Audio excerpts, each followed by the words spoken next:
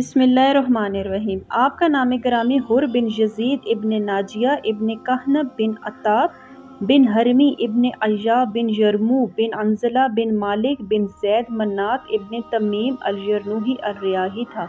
آپ کا شمار کوفے کے رؤساء میں ہوتا تھا۔ واقعہ کربلا میں آپ کی امام علیہ السلام سے پہلی ملاقات مقام شراف پر ہوئی تھی، جب حر کا لشکر پانی کی تلاش میں بے حال اور پریشان تھا۔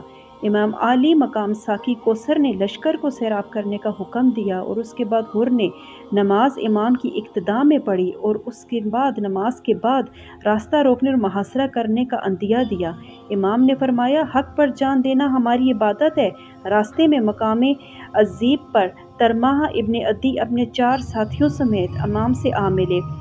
قصر بنی مقاتل پر مالک بن نصر حکم نامہ حاکم لے کے آیا، جس میں مرقوم تھا کہ جہاں یہ حکم ملے امام علیہ السلام کو وہیں ٹھہرا دینا اور اس امر کا خیال رکھنا کہ جہاں پر انہیں ٹھہرایا جائے وہاں پر آس پاس پانی اور کوئی بھی جزوی انتظام نہ ہو۔ القصہ مختصر، شب عاشور میں حر ساری رات اس پریشانی اور متفکر میں پڑے رہے کہ جنت اور دوزخ میں سے کس کا انتخاب کریں۔ صبح عاشور امام کی بارگاہ میں حاضر ہوئے اور ان سے اذن معافی اور اذن جہاد طلب کی، جو مل گیا۔ امام کے اس غلام نے 50 دشمنوں کو واصل جہنم کیا۔ بالآخر ایوب ابن مشرہ کے تیر سے گھائل ہو کر گھوڑے سے نیچے گرے اور قصور ابن کنانہ کے تیر سے جو آپ کے سینے پر لگا شہید ہو گئے۔